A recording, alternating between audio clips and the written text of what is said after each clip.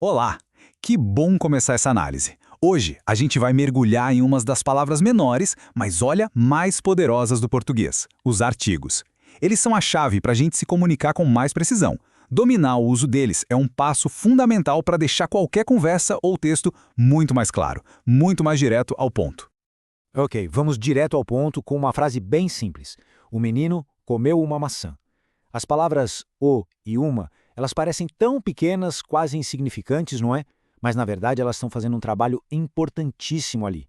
Elas estão preparando o terreno, dando pistas sobre o menino e sobre a maçã. Mas que pistas são essas? É exatamente o que a gente vai descobrir. E para isso, a gente tem um mapa. Primeiro, vamos entender o básico, o papel do artigo. Depois, a gente vê os dois tipos principais, explora como eles se juntam com outras palavras e, por fim, o mais legal, como eles têm o poder de mudar todo o sentido de uma frase. Então vamos lá, começando pelo começo.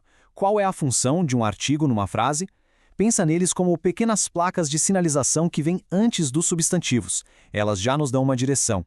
E o ponto central é esse aqui. O artigo tem um trabalho principal, dizer se estamos falando de algo específico, conhecido, ou de algo geral, qualquer um de um grupo. É a primeira dica que a gente recebe sobre o substantivo que vem em seguida.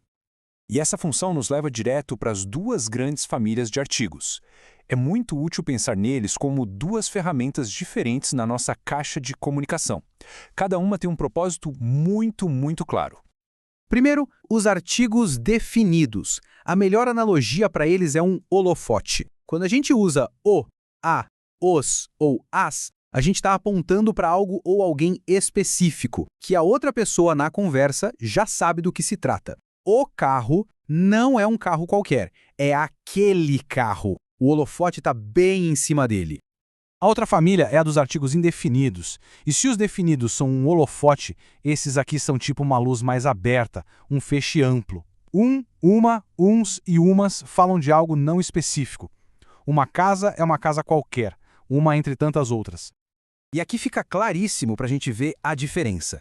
De um lado, especificidade. Do outro, generalidade. Holofote contra feixe amplo. Essa é a distinção principal que a gente precisa ter em mente.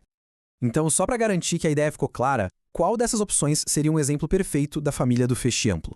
Entre as, o, uma e me, a palavra uma pula aos olhos, certo? Exatamente, é ela mesma. Uma se encaixa perfeitamente ali. Artigo indefinido, feminino e singular, como em tive uma ideia. Já as e o são definidos, e me, bom, me nem artigo é. Agora, vamos para uma parte que é super comum no português falado e que é fascinante: as contrações. É aqui que os artigos se encontram com outras palavrinhas, as preposições, e se fundem para deixar a fala mais fluida, mais natural.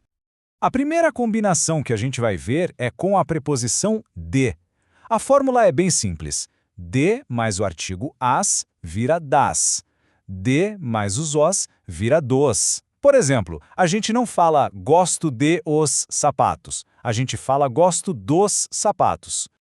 A lógica é bem direta, não é mesmo? Visto isso, vamos dar uma olhada em outra preposição super comum.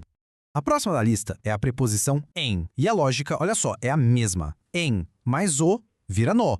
Em mais os vira nós. Como na frase estou pensando no que vamos fazer. O padrão se repete, é bem intuitivo, mas com a preposição a, aí a gente tem um caso especial que merece um pouquinho mais de atenção. Chegamos na preposição a. Aqui o negócio fica interessante. A preposição a mais o artigo a se fundem e criam a famosa crase, que é esse a com acento grave. Já para os masculinos, a fusão é mais direta. A mais os vira aos. E para fechar essa parte, temos a preposição por. E aqui tem uma curiosidade legal. Antigamente se escrevia per, o que ajuda a gente a entender por que por mais a se torna pela, e por mais os vira pelos. Faz mais sentido, né? Como em passamos pela praça. Muito bem, chegamos na parte final e talvez a mais crucial de todas. Por que essa tensão toda com essas palavrinhas? Porque a escolha entre um artigo definido e um indefinido pode virar o sentido de uma frase de cabeça para baixo. Então, o que de fato acontece quando a gente troca um o por um? Não é só um detalhezinho gramatical, é algo bem mais profundo. A consequência direta é uma modificação completa no significado da mensagem.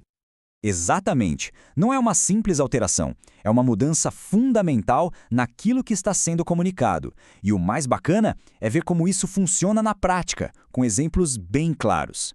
Olha só, essa frase.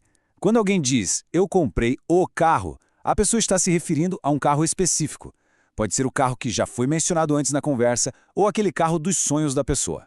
O holofote está ligado e bem focado.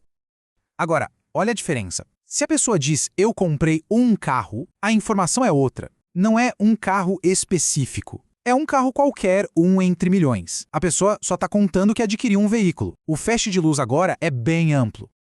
Então, o grande ponto aqui é o seguinte: os artigos são ferramentas de precisão. Usar o artigo certo não é só uma questão de falar correto, é sobre se comunicar de forma clara e eficaz, garantindo que a nossa ideia chegue do outro lado exatamente como a gente imaginou.